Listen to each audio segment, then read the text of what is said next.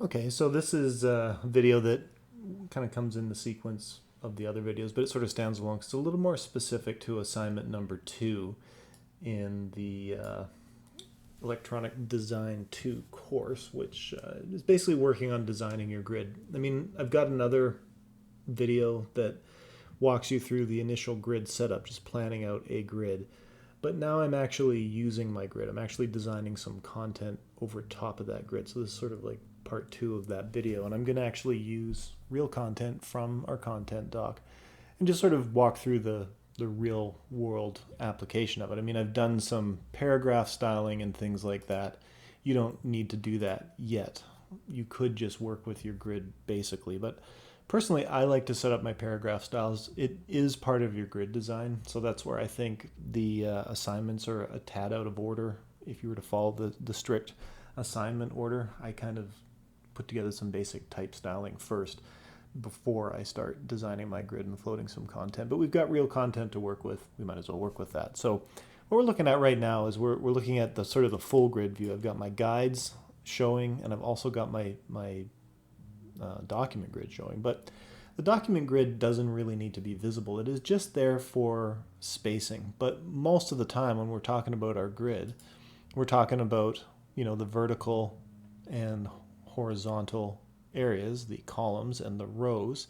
I'm just using a basic 1-inch row, but I might actually refine this grid a little bit and sort of predefine a place vertically, like, a natural place to always use is just the middle of your page, but maybe 1/3 or whatever, or somewhere anywhere in between. We might decide that we kind of want a header image height that's consistent across our grids. We can kind of do that as we explore our grid designs, but really, as long as we stick with the baseline grid and we do follow our columns, we're going to get some consistency. It's just going to be content dependent on what you're going to do with your layout. So I think once you've gone through and floated some real content, then you go back and say, well, here's something I'd like consistent or whatever. So that's what I'm just going to walk through here. It's pretty straightforward. So a lot of times what I do is I'm just going to turn off my document grid for this step. I mean, I still have snapping turned on, but really what I care about is my columns, because what I have here is 1, 2, 3, 4 columns, which are defined by the blue, and then I've got my 3 columns split, which are defined by the lighter purple, and then I've got my margin, which changes from left of the spread to the right of the spread. I've got my gutter area in the middle, which is a little thicker, and then my outside area, which is just a 1/2 inch. So I'm going to go and just float in some rough content, just real basic. And like I say, I've defined these paragraph styles, and I'd recommend you, if you haven't watched it yet, go through the tutorial video on just basic building paragraph styles and why you make character styles versus paragraph styles. But I haven't done any character styling yet, just basic objects and paragraphs, which is enough to get going on a layout and just exploring my grid. So when we talk about exploring the grid, there's different ways. It's one grid, but there's 3 or 4. There's multiple different ways I could use this grid in my layout. So I'm going to do the first section here. I'm going to go back over to my Google Doc, the content. It starts, and we've already done our cover design. So now I'm going to bring in the forward, which is this whole section up to the executive summary. So I'm just going to grab this text, copy it, and go into InDesign. And I'm just going to grab a default text block, and I'm just going to click and drag it and paste it. It's going to go all in as H1. I don't want that. Let's just go basic paragraph. Okay, so this would be considered a full column. Full column. You're just going right across the entire page. So that is a basic first use of the grid. As well, images and stuff also kind of come into play. And like I was saying, the vertical placement. Let's just say we want to put a header image. I'm just going to arbitrarily pick a spot on my page. I mean, I haven't defined anything yet in my grid. I'm going to work on that. But I want to just put a picture right full bleed. So that's another aspect of your grid, whether your images are inset, partial bleed, or full bleed. So full bleed means it goes right from the bleed on the left right out to the bleed on the right. And technically, a full cover bleed goes right down to there. So that's going to be like a background image. If we're going to start layering image and text, this is where I think it's a pretty good point in your design, in your document that you're going to be working with, to start getting a little bit of layer organization. Default's just layer 1, but I like to separate out my text and graphics. So I'm going to do that right now. I'm just going to go graphics. you call it images, whatever. And then just a new layer called text.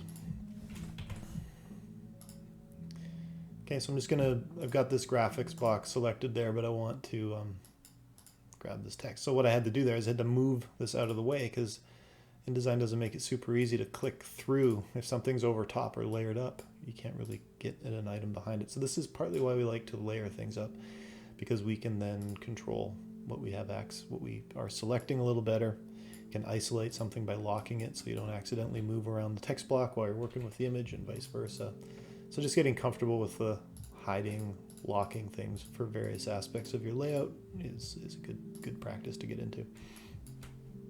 So this layout, this first application of the grid is just going to be great big image, full bleed in the background, text over top of it. Let's see how that looks. No, it's not going to look very good, is it? But we're going to do a few things to get that going. So I'm just going to continue the cover that we had, and I'm going to grab the 8.5 by 11 one in color that's already scaled. Preview, boom, it's going to fit right there. So that's good, but you know, how am I going to make this text kind of look decent within my grid? Well, first off, the forward up there, I could tint the background white. There's a couple of things I could do. I could put my type in an inset block. You know, these things are all options that I kind of have. But, you know, the very first thing I'm going to do is at least put a H1 on there. Kind of go, okay, well, that's enough. And then this is sort of a secondary point. I'm going to format that as H2. I've got my, always want to make sure I've got my type hidden characters turned on so you can see paragraph breaking, because you don't want an empty paragraph break like that. So just close that. This story just kind of ends. So, you know, for me, that's a lot of text to run over an image. I don't think that it makes a lot of sense. I could say, well, we would just run this text over top. That's pretty legible, but there's too much content here. It's competing. So instead, what I'm going to do is I'm going to use my 1/2 grid, and I'm going to then take my text block and make that 1/2 grid. And because I've got text snapping turned on, even though I don't have my document grid showing, it is snapping to an even 1/10 of an inch each time. So if I want more space, I can just move that over. I mean, I'd need to zoom in close and check it. But really what we're just doing is we don't want to see overset text. That's what this little red block is. So that's essentially dictating how I use this grid. And I'm like, well, this spacing to me feels a little tight, and it still even doesn't fit. So let's just, let's go ahead and turn auto fit on. I mean, I might decide that this isn't a very good image for this placement either. I'm just going to go 1/3. I'm going to use a 1/3 of my column, see how that works. That works pretty good, pretty well. Me don't speak English so good. I've got, that's not too bad. That's kind of working. We've got a couple of things that are called widows here. So we don't want to see just a single word ending, and it'll happen quite regularly. But when I'm doing an initial just kind of grid float, I don't worry about that stuff. That's once you've got your content totally finalized and finished. In this case, though, I know nobody's going to edit this content. It's done. So I can say, well, I'm going to want to fix those widows. And the most common way to fix the widow is to change the tracking of the text. And typically you don't want to go up or down more than -10 or +10. Either way, it's going to fix it. Typically adding more space is a little easier on the eyes. So we're going to do that in both these cases. We're just going to add an override. And that's okay. I mean, see, I got to go up to +20 there. That's not going to be very consistent. Looks a little weird. So I can probably fix it by taking it down to -10. It just flows a little better. But if you look at a lot of typesetting, there is a change from paragraph to paragraph on the tracking. It's pretty subtle, but it is generally done to make your text fit your format like that. The other way, of course, is to force some line breaks in there, but I wouldn't say that that's ideal. It's generally better to adjust your tracking. It's a little more fluid. So this picture, just for placeholder's sake, that's fine. It's in the grid. Let's make sure we're actually snapped onto our bleed guidelines, snapped on our grid. So that would count as one exploration of the exact same grid. So now I'm just going to move to the next page. Okay, so now I've got the forward content, which I've imported. I'm going to put that there. So when I see this broken line, I'm like, oh, well, why is that? Where is that coming from? Well, I've got some text, but there's a section break character here. There's actually some type formatted white here too. I don't know what that is. I'm going to delete that. I think that's probably part of the next section, actually. Anyways, I think I had started this but didn't record it, so I'm going to just kind of, well, it's actually the same content, isn't it? Let's go grab the next section. Let's just delete that.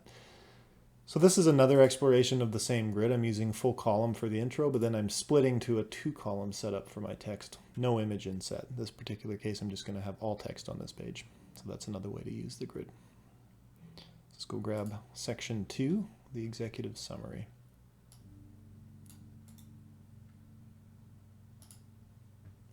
Although I think these sort of intro sections, it would make sense just from a design perspective to actually have some imagery to go with them. Kind of want the impact with this stuff. So executive summary, let's apply our paragraph style H1. And then we're kind of looking at how does this reasonably break. This, because there's no kind of intro section or whatever, doing a mixed grid layout here I don't think makes a ton of sense. I think what I'm just going to do is I'm just going to do a 2-column, standard 2-column. So because those were threaded, I can just delete the intro. It's just going to jump right down. Now I can kind of balance my columns a little bit. Probably, this is where I might say, well, you know what, it's probably good to start defining the middle of our page, because I'm probably going to end up doing this type of break regularly. But again, I'm going to come back and just refine my grid as I go.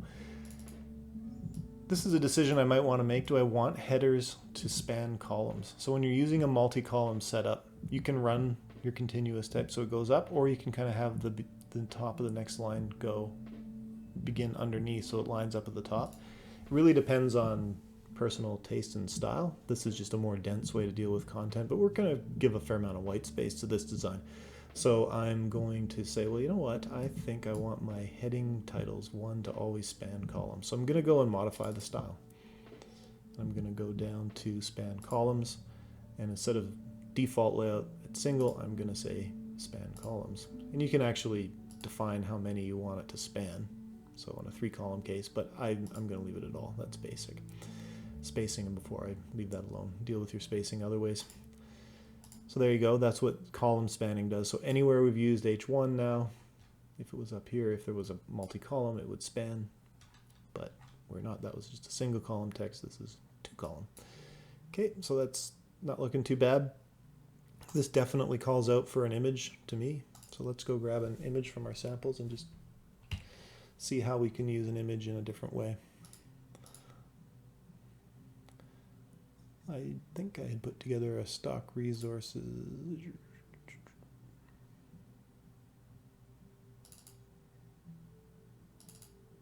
Maybe I didn't put the stock. I thought I did that last class. Let's go and grab some stock photos, shall we? I'm just going to pause the recording since it's nothing fun about watching me browse through a stock photo library, but I'm going to get that done here and pop it in. I'll make these images available on Google Drive too if you want them. Okay, I've gone and found some environmentally kind of related images. These are just placeholders, but these are going to start to inform the overall use of my grid. And to some degree they can be, you know, selected for style, but I'm not doing my style guiding quite yet. I'm just exploring my grid. So in this case, this would be like an inset 2-column use of an image. Auto fit, you know, fill frame proportionately. Most of these images are pretty decent resolution, so I've got a fair bit of flexibility in terms of how big they're going to go. They're always going to fit pretty well. So again, we're using our base grid to just define some of our logic for our spacing. So maybe I kind of want to feel that I want to do a little bit of a montage or whatever use of the grid here. Let's get a panda bear in there. That doesn't make you feel guilty about driving a big pickup truck. Oh, well. I don't think we want to be talking about guilt. This is about responsibility. And this is maybe not even the best image, but whatever. I'm just doing placeholder work. So again, if I'm doing an inset bleed, so that's a 2-column, 2 images, kind of creating a bit of a thing. That's another way to explore the grid. And let's say I just kind of want to fill that space. I'm feeling like I don't like white space today, so I'm going to explore my grid this way.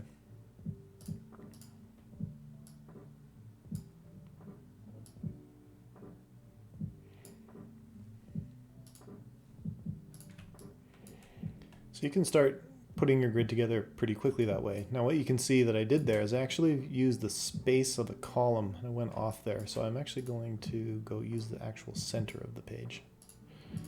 Again, I forgot to turn on autofit, which generally I like to use. Either autofit proportionally or fill frame proportionately. That fill frame proportionally with autofit pretty handy, because then you can sort of freely resize bounding graphic objects on your page and kind of quickly do grid exploration like this. So, I mean, you can stack things up if you want to. There's no harm in doing that, but I like to get my object blocks on grid.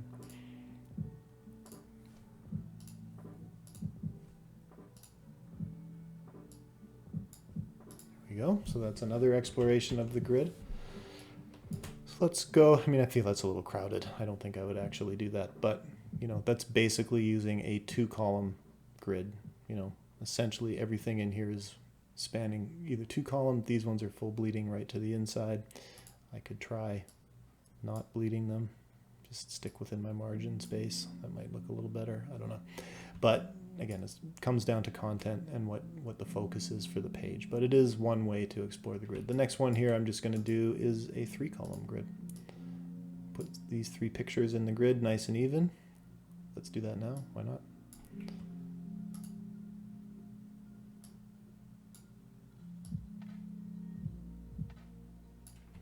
So this one I'm just using my 3-column guides there instead of my 4-column guides.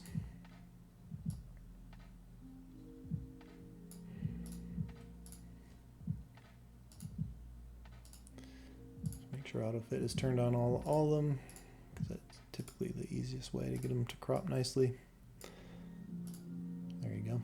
And then vertically, I don't know, like I haven't done my text float yet, but that would be a 3-column spacing of the imagery. Let's go grab a bit more text and float in a 3-column text block. Key findings.